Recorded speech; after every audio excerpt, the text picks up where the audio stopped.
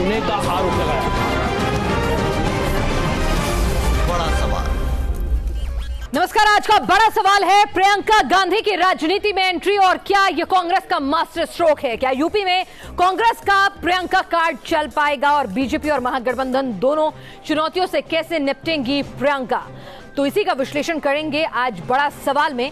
क्या कांग्रेस जिस तुरुप के इक्के को इतने दिनों से संभाले बैठी थी, तो अब करो या मरो की लड़ाई है, तो ऐसे में अब वो इक्का भी बाहर आ चुका है, तो क्या स्थिति होगी? क्या वाकई में ये जादुई छड़ी साबित होगा, तुरुप का इक्का साबित होगा, या फिर कहते हैं ना कि बंद मुट्ठी लाख की खुल गई तो खाक की, क्या वो स्थिति यहां पर उभरेगी? हमारे साथ तमाम मेहमान हमारे साथ इस वक्त मौजूद हैं। हमारे साथ Zafar Islam national spokes person है बीजेपी के, शुभा ओझा हैं नेशनल स्पोक्स पर्सन कांग्रेस से, राजीव रंजन हैं जेडीयू के प्रवक्ता, हमारे साथ डॉक्टर अजीज खान हैं समाजवादी पार्टी के प्रवक्ता, और राहुल देव जी और एनके सिंह जी वरिष्ठ जर्नलिस्ट इस वक्त स्टूडियो में मौजूद हैं। सबसे पहले जफर इस्लाम साहब, कांग्रेस ने तो मास्टर स्ट्रोक चल दिया और कह रहे हैं कि आप लोगों के खेमे में बड़ी बौखलाहट है।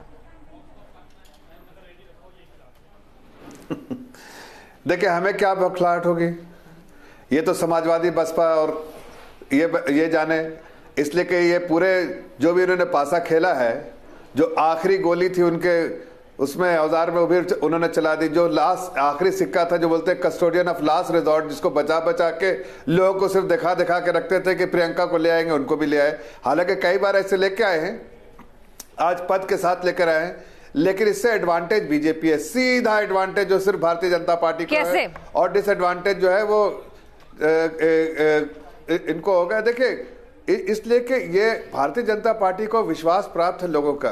हमें इस तरह के अटकले से फर्क नहीं पड़ता कौन इसमें आता, कौन किसके खेमे से आता, कौन लास्ट पासा खेलता। हमने अपने काम किए हैं और काम के तौर पे हम लोगों के पास उनके विश्वास से जाएंगे। हमें फर्क नहीं पड़ता कि कौन गठबंधन हो रहा नहीं हो रहा, कौन पार्टी का मुखिया आ रहा नहीं आ रहा, किसको चेंज किया जा रहा। लेकिन इससे पता चलता है दो चीज साफ होती। राहुल गांधी फेल हुए, प्रिंस फेल हुए, तो प्रिंसेस को लाया गया।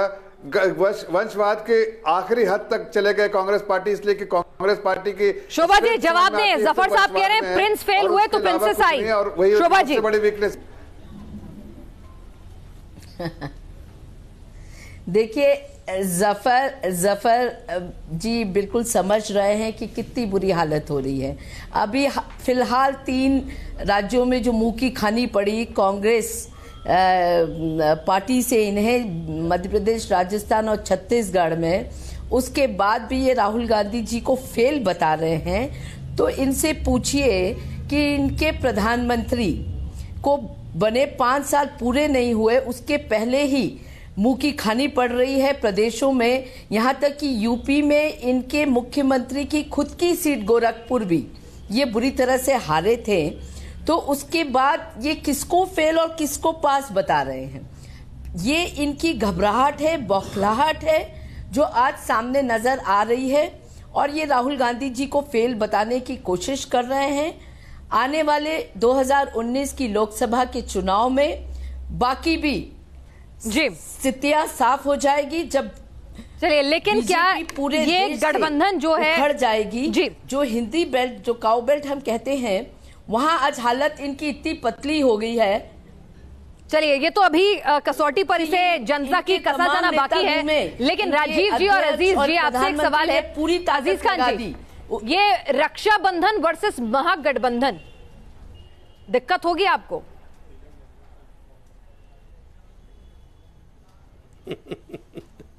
देखिए विनाश जी, हमको दिक्कत नहीं हो रही है। अभी दिक्कत तो मैं जफर साहब को सुन रहा था, उनको बहुत हो रही है। वो तो बहुत घबराए हुए हैं। जिस तरीके से 4.5 साल उन्होंने काले कारनामे किए हैं, अब उनको यह लग रहा है कि उनके पर्दाफाश होने का वक्त आ गया है। अब मुझे लग रहा है 100 दिन भी नहीं बचे हुए हैं। बीजेपी पूरी तरह से घबराई हुई है। जिस तरीके से विपक्ष पूरी तरह से मुत्तहिद है, अब कहीं ना कहीं इनके चेहरे पे जो बल होता है वो आ चुका है।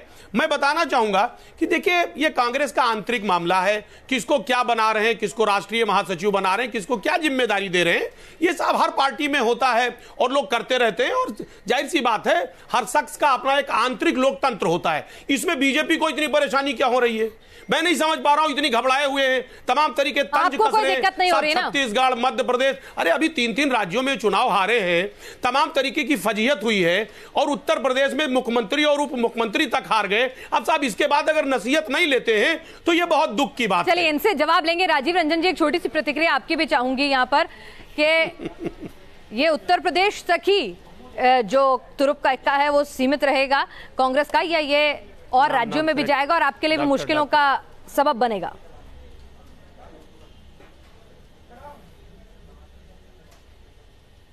देखिए, सबसे पहले तो इस ऐलान को अगर देखें तो ये पूर्वी उत्तर प्रदेश के लिए प्रियंका गांधी को जनरल सेक्रेटरी बनाया गया और उनकी जिम्मेवारी पूर्वी उत्तर प्रदेश में पार्टी के लिए काम करने की है।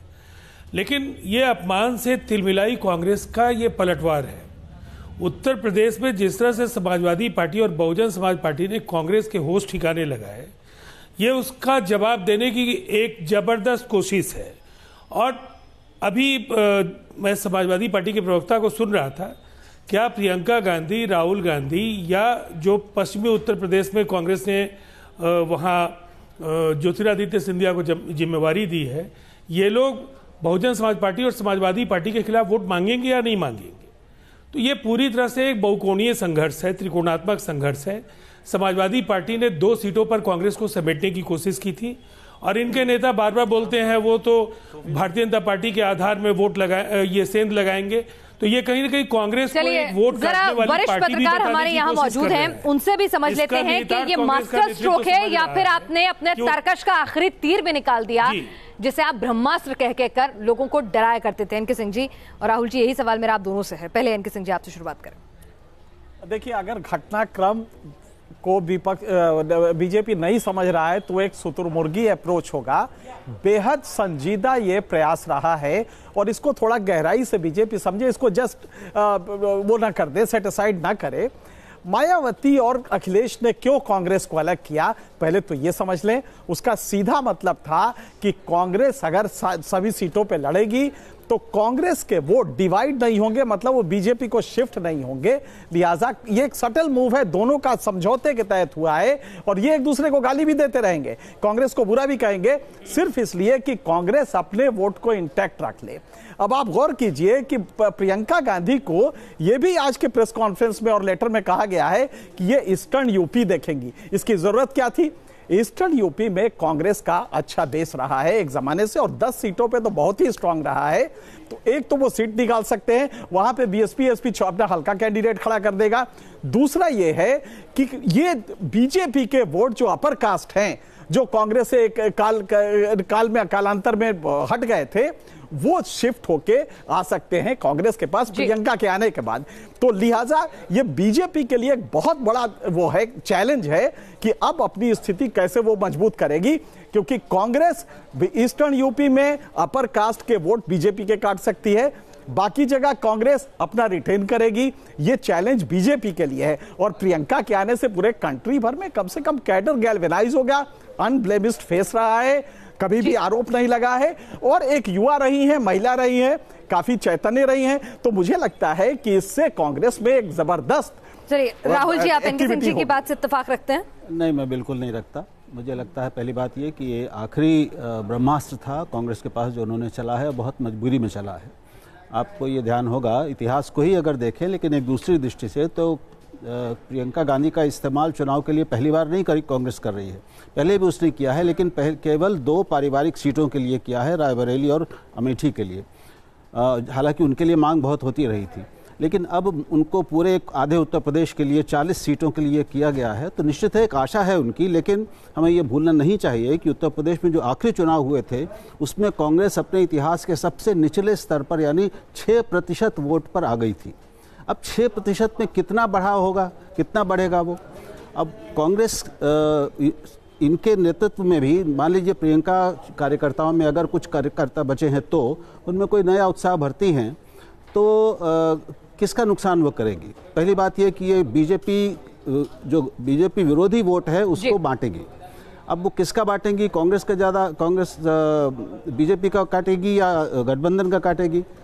जो इस समय बीजेपी उत्तर प्रदेश में वो ब्राह्मणों की और सवर्णों की उतनी नहीं है जितनी वो पिछड़े वर्गों की पार्टी है। गैर यादव, गैर जाटव जो पिछड़ी जातियां हैं, जो और अति पिछड़ी जातियां हैं, वो सब लगभग अधिकांश बीजेपी के पास है।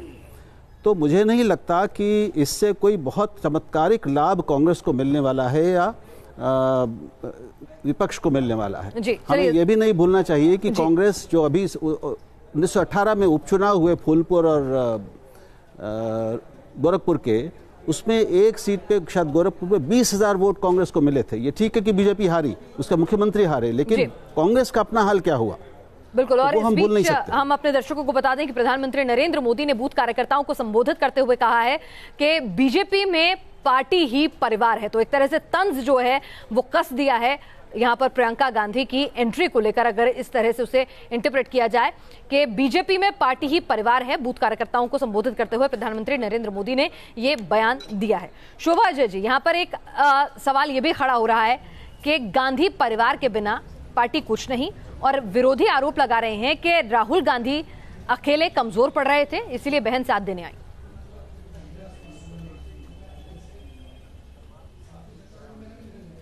बिल्कुल भी नहीं। देखिए, कांग्रेस पार्टी इस देश का पर्याय है, ये हमको नहीं भूलना चाहिए। और गांधी परिवार का योगदान, चाहे वो आज़ादी की आंदोलन की बात करें या उसके बाद देश को एक और अखंड बनाए रखने के लिए उनका योगदान, उनकी शहादत, चाहे इंदिरा जी की शहादत को हम याद करें, चाहे राजीव जी की शहादत को याद करें, पूरा देश मानता है, पूरा देश आदर करता है इस परिवार का। और बीजेपी को वाकई परेशानी इस परिवार से रही है, आज से नहीं सालों से रही है। और बीजेपी आज पूरी तरह से तिलमिलाई हुई है। और जहां आप संगठन की बात करें कि यूपी में कांग्रेस का संगठन नहीं है, मैं मानती हूं कि एक समय था यूपी में कांग्रेस बहुत स्ट्रांग होती थी, पर सालों में कांग्रेस बहुत कमजोर हुई यूपी में। और आज प्रियंका जी के आने के मायने ये रहेंगे कि एक और बार पूरे जोश और खरोश के साथ कांग्रेस पार्टी यूपी में भी उतरेगी और पूरे देश में भी उतरेगी। चलिए जफर साहब, आप बौखलाए हुए हैं, इसी तरह तिलमिलाहट है। हमें कहा गया था कि कांग्रेस का तो संगठन बिल्कुल ही नहीं है, क्योंकि जी जरा जफर साहब से जवाब ले लो। जफर साहब, मैं तो सिर्फ ऐसा कहूंगा कि पिछली बार राहुल गांधी जी ने सहारा लिया था, बैसाखी लिया था, बैसाखी का सहारा लिया था समाजवादी पार्टी से, तो डूब गए, दोनों डूब गए। तो आज जो स्लोगन है राहुल गांधी का, मेरे ख्याल से देश की जनता जो कह रही है कि हम तो डूबे हैं बहन, तुम्हें भी ले डूबेंगे, तो ये थोड़ा सा उसमें चेंज है, लेकिन यही होगा, हम तो डूबे हैं बहन, तुम्हें भी ले डूबेंगे, यही होने वाला है। मध्य प्रदेश, राजस्थान और छत्तीसगढ़ में कौन डूबा है? उत्तर प्रदेश कौन डूबा है? आपके प्रधानमंत्री, मध्य प्रदेश, राजस्थान और छत्तीसगढ़ में सबको मालूम है कितने वोट्स मिले हैं और कितने मार्जिनल वोट से आ रहे हैं। घबराइए मत शोभा जी, सब कुछ आपको भी अच्छा से पता है। क्या हुआ? आपको ये मजबूरी में जो आज तक दिखाते थे, आज आपको मैदान में रखना पड़ा। देखिए, इसलिए आपको भी अच्छा से मालूम है शोभा जी के हालात क्या होने वाले हैं और राजस्थान में तीनों जगह पूरी तरह से उखड़ चुके हैं। आपके प्रधानमंत्री और आपके राष्ट्रीय अध्यक्ष और आपके मुख्यमंत्री सब पूरी तरह से उखड़े हुए हैं। बहुत बड़ी जीत आपकी पार्टी पूरी तरह से डिमोरलाइज है। अब ये तो बता दीजिए, अपने जो सपा और बसपा के लोग हैं उनको बता दीजिए, सुन लीजिए, सपा और बसपा के साथियों को बना दीजिए, जीत हुई जिनके साथ आज और ये राहुल जीत गांधी जनता की जीत है, जो जनता का विश्वास कांग्रेस होगा कांग्रेस का। और अब तो क्या समाजवादी पार्टी के मुखिया या बसपा के मुखिया उनको क्या सीधे चुनौती आप दे रही है? ये बता दीजिए उनको। चलिए आप लोग तो आरोप प्रत्यारोप के दौर लगाते रहेंगे, लेकिन शोभा जी, क्या महासचिव पद पर काबिज होने के बाद प्रियंका जी सिर्फ पूर्वी उत्तर प्रदेश की स्टार प्रचारक रहेंगी या पूरे देश में प्रचार की उम्मीद की जाए उनसे? डेमोक्रेटिक पार्टी है शोभा जी, सभी को अधिकार है ऊपर जाने का। शोभा जी, लेकिन वंशवाद का सहारा नहीं लेते आप, तो वंशवाद की आखिरी हद कर दी। आपकी वही स्ट्रेंथ है। प्रियंका गांधी जी अब सक्रिय राजनीति में आई हैं, वो पूर्वी यूपी की कमान संभालेंगी। साथ ही आज उनके आने से पूरे देश में उत्साह का माहौल है। हर एक कांग्रेस का कार्यकर्ता उनसे सालों से इस बात की गुहार कर रहा था। उन्होंने कार्यकर्ताओं की भावना का सम्मान करते हुए ये निर्णय लिया कि वो सक्रिय राजनीति में आएंगी, तो निश्चित ही पूरे देश में इसका कांग्रेस को फायदा मिलेगा। कांग्रेस का कार्यकर्ता पूरी तरह से चुनाव लड़ेंगी तारीख में। सिर्फ कांग्रेस के एक सेकंड जफर साहब, शोभा जी चुनाव लड़ेंगी, सक्रिय राजनीति में आके जनता की प्रतिनिधि बनेंगी। देश में कोई उत्साह नहीं है। देखिए, जहां तक प्रियंका जी का चुनाव लड़ने का सवाल है, हमेशा से राहुल जी हो या सोनिया जी, जिससे भी ये सवाल किया गया है, उन्होंने साफ तौर पे कहा है कि इसका निर्णय स्वयं प्रियंका जी लेंगी कि वो कब सक्रिय राजनीति में आएंगी, कब वो चुनाव लड़ेंगी, कहां से लड़ेंगी। ये तमाम चीजों का निर्णय स्वयं प्रियंका जी। जितनी बड़ी वो नेता है, जो उनका कद है, कई खेमे में सवाल ये भी उठ रहे हैं कि क्यों नहीं उस हिसाब से उनको सिर्फ पूर्वी यूपी तक ही क्यों, उत्तर प्रदेश तक ही क्यों सीमित किया गया? ये कौन सा ऐसा क्यों की पॉलिसी है आपकी भाई? देखिए, ये कांग्रेस की स्ट्रैटेजी है, ये कांग्रेस की स्ट्रैटेजी है कि वो किसका उपयोग कहां ले, और उस स्ट्रैटेजी के तहत हमारी एक सोच है, उस सोच के तहत उनको जवाबदारी दी गई है। चलिए, यहाँ पे राहुल जी अगर यहाँ पे बात करें कि एक सोच ये भी निकल कर आ रही है जो 10 सेकंड जी जफर साहब बात पूरी करें, फिर मैं राहुल जी के पास जाती हूँ। बोलिए जी जफर साहब, बात पूरी करें। सिर्फ इतना कह रहा हूँ कि देखिए, इन्होंने कहा कि प्रियंका जी डिसाइड करेंगी कि कहां से लड़े, किधर क्या करें, कौन सी रिस्पॉन्सिबिलिटी अपनानी है, क्या करना है, वो डिसाइड स्वयं करेंगी। मतलब पार्टी में कोई डिसिप्लिन है कि नहीं भाई? वंशवाद का ऐसा नमूना मत पेश कीजिए। कोई डेमोक्रेटिक प्रोसेस है नहीं, कोई और भी लोग हैं कि नहीं पार्टी में? आप चिंता ना करें, डिसिप्लिन की आप चिंता ना करें, आप अपनी पार्टी को अवॉइड लें। सब नेता एक दूसरे का सर फोड़ रहे हैं। गडकरी जी स्टेटमेंट दे रहे हैं मोदी जी के खिलाफ कि वो जब जीत की जवाबदारी लेते हैं तो हार की जवाबदारी भी उन्हें लेनी चाहिए। अमित शाह के खिलाफ स्टेटमेंट दे रहे हैं। आप अपना घर सुधारें, आप दूसरों के घर में टांग ना अड़ाएं। जगह कहा जाता है। चलिए, लेकिन क्या जनता जो है वो वाकई में इस तरह के फेसेस से अभी भी इतनी प्रभावित होती है? जी, आप अपनी पार्टी को देखें। प्रियंका, ऐसा नहीं है कि मैं जरा एक सवाल राहुल जी के पास भी ले जाऊं। राहुल जी, क्या वाकई में जनता उनको हमेशा से रायबरेली अमेठी में देखती रही है? सक्रिय तौर पर वो बाकायदा भाषण देती हैं, कैंपेनिंग करती हैं अपनी माँ और भाई के लिए। तो क्या वाकई में प्रियंका गांधी जनता के लिए नयापन लेकर आएंगी, जैसी उम्मीद कांग्रेस के लोग लगाए बैठे हैं उनसे? कुछ तो वो नया लाएंगी, कुछ नया उत्साह जरूर लाएंगी, इसमें कोई शक नहीं है। प्रियंका को हम सब ने देखा है तो अपने भाई की तुलना में वो एक तरह से जन्मजात राजनीतिज्ञ हैं। एक उनमें करिश्मा है, एक आकर्षण है उनमें, और वो लोगों को अपनी ओर खींचती हैं, वो युवाओं को अपनी ओर खींचती हैं। लोगों से मिलने जुलने का उनका जो स्वभाव है वो भी ज़्यादा सहज है, वो ज़्यादा लोगों को अपने पास ला पाती हैं, घुल मिल जाती हैं, उनके ये गुण हैं। हालांकि उनकी राजनीतिक समझ कैसी है इसका अभी तक देश को कोई प्रमाण नहीं मिला है, वो अब मिल जाएगा। तो आसपास की सीटों में कुछ जगह पर वो निश्चित रूप से एक कांग्रेस में प्राण संचार करेंगी, लेकिन क्या वो इतना काफ़ी होगा कि वो कांग्रेस को एक बड़ी उल्लेखनीय जीत दिला सके, कुछ सीटें उसकी बढ़ा सके, ये देखना बाकी है। और मुझे दूसरी बात जो आप पूछ रही थी, मुझे नहीं लगता कि वो खुद चुनाव लड़ेंगी, क्योंकि अगर खुद वो चुनाव लड़ी तो फिर वो खुद एक सीट में फंस के रह जाएंगी, और उस सीट को बचाना उनके लिए और कांग्रेस पार्टी के लिए बाकी सीटों को बचाने से कहीं ज़्यादा महत्वपूर्ण हो जाएगा। तो वो शायद पूरे पूर्वी उत्तर प्रदेश पर प्रभाव डालने की कोशिश करेंगे, ऐसा मुझे लगता है जी। और एनके सिंह जी, जिस तरह से यहाँ पे कहा जा रहा है, कई लोग जो हैं विरोधी खेमा ये कह रहे हैं कि राहुल जो हैं कमजोर पड़ रहे थे तो प्रियंका साथ देने के लिए आई हैं। क्या वाकई में 3 जीत के बाद अगर प्रियंका को राहुल यहाँ पर सक्रिय राजनीति में लेकर आते हैं या वो आती हैं, तो क्या वाकई में इसका इंटरप्रिटेशन ऐसे कर सकते हैं कि उनके साथ की जरूरत थी? नहीं पिनाज, ये इशू नहीं है, ये फोर्स मल्टीप्लायर होता है। अगर प्रियंका साथ में आती है और 2% का इजाफा होता है। देखिए, यूपी में कांग्रेस चुनाव जीतने के लिए नहीं लड़ रही है कि सीटों में कन्वर्ट होगा। 8% वोट है औसतन, 6% से 8% रेंज करता है, 7.5% पिछली बार था गिरी स्थिति में। तो ये कोई सीटों में नहीं कन्वर्ट होता। यूपी में सीट में कन्वर्ट करने के लिए कम से कम 26 चाहिए, लेकिन एक फैक्टर होता है कॉन्स्टिट्यूएंसी इंटेंसिटी, तीव्रता अगर उसमें है कॉन्स्टिट्यूएंसी में, तो 8-10 सीटें निकाल सकती है, इसमें कोई दो राय नहीं है। फिर भी सीट में इंटरेस्ट नहीं है, बीजेपी वहां पे लूज कर जाए, ये पर्पस है। चलिए, तो ये रक्षाबंधन वर्सेस महागठबंधन की जो बात कह रही है, दरअसल ये है कि प्रियंका गांधी की एंट्री से कहीं ना कहीं बीजेपी की दावेदारी कमजोर हो, महागठबंधन को फायदा हो। का आरोप लगाया